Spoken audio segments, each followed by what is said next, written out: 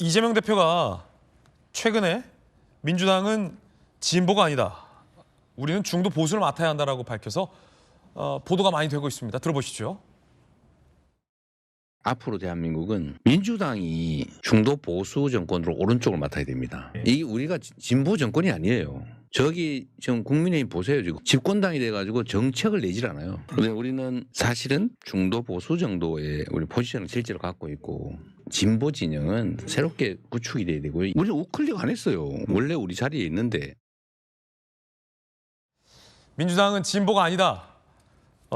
중도 보수여야 한다라고 얘기를 한 겁니다. 이 조기 대선을 예상하고 이른바 중도 표심을 얻기 위해서 이재명 대표가 최근 우클릭 행보를 하고 있는 거 아니냐라는 분석의 연장선상에서 나온 발언으로 보인다라는 조간신문의 풀이도 있는데 여러분 어떻게 생각하십니까? 자, 일단 정익진 변호사님 어떻게 보세요? 우린 진보 아니다. 중도 보수를 맡아야 한다. 제가 봤을 때 진보가 아니라 조금 더 왼쪽으로 가는 거 아니겠습니까? 지금 다른 사람도 아니고 황현필 같은 사람이 민주당과 관련되어 있는 그 집회에 지난번 광주 집회에 누가 참석했습니까? 광주시장 나왔었어요. 전라남도지사 나왔었어요. 광주 지역에 있는 국회의원들 거의 다 나왔을 겁니다. 그런데 누가 강사였습니까? 황현필 씨가 강사였잖아요. 저는 진짜 놀랄 노자입니다.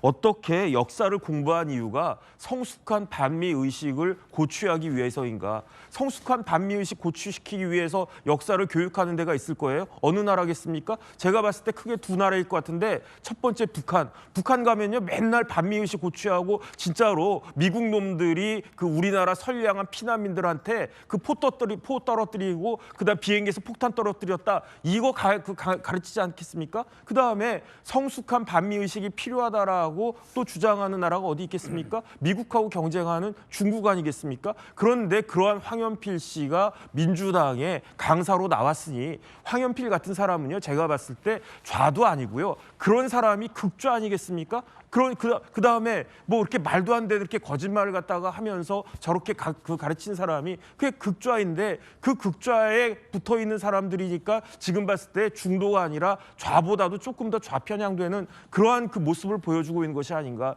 입으로는 맨날 뭐야 이렇게 이야기하지만 행동하는 거는 항상 이렇게 말하고 행동하고 다른 걸 갖다 보면은 사람이 말과 행동이 다른 사람이 있어요. 그러면은 말을 봅니까? 행동을 봅니까? 모든 국민이 다 그렇게 생각할 거라고 판단이 됩니다. 민주당은 진보가 아니다. 중도 보수를 맡겠다라는 발언을 두고 여권에서는 저 말도 곧 있으면 뒤집을 거다라는 비판도 나오고 있습니다. 최근 발언들을 보면 말과 행동이 다르다고 하셨는데 조금 달라진 발언들이 있습니다. 들어보시죠. 특정 중요 산업의 특정 연구 개발 분야 중에서도 고소득의 전문가 그들이 동의할 경우에만 예외로 좀 그들이 좀 몰아서 일할 수 있게 해주자. 이걸 왜 안 해주냐라고 하니까 할 말이 없더라고요. 만약에 정부나 여당이 민생지원금 때문에 추경 못하겠다 이런 태도라면 우리 민생지원금 포기하겠습니다.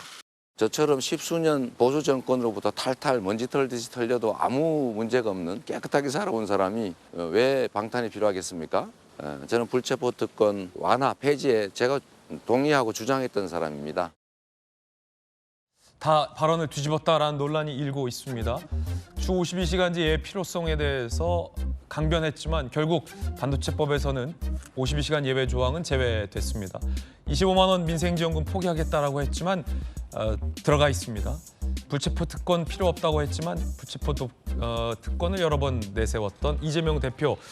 민주당은 진보가 아니라 중도 보수를 맡아야 한다. 박수현 의원님, 이거는 진짜입니까?